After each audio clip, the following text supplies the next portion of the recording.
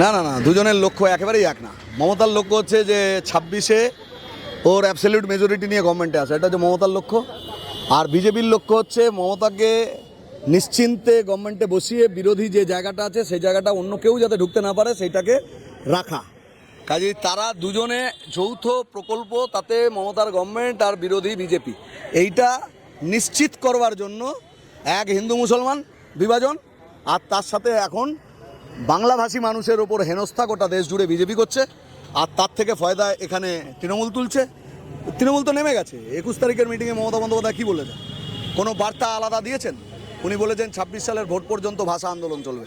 তাহলে ভাষা আন্দোলনের বিষয় হচ্ছে ভোট, উনি তো পরিষ্কার করে দিয়েছেন। আর এইটার প্রেক্ষাপট কি? বিজেপি হেনস্থা করছে। তার মানে হচ্ছে এই দুই যদি যোগ করেন তাহলে তো ডেস্টিনেশন পেয়ে যান। তাহলে বিজেপি আর তৃণমূলের লক্ষ্য বোঝা গেল। তাহলে বিজেপি এবং তৃণমূল বিভাজনের রাজনীতি করছে, ঘৃণার রাজনীতি করছে, যাতে তৃণমূলের গভর্নমেন্ট হয়, বিজেপি বিরোধী থাকে।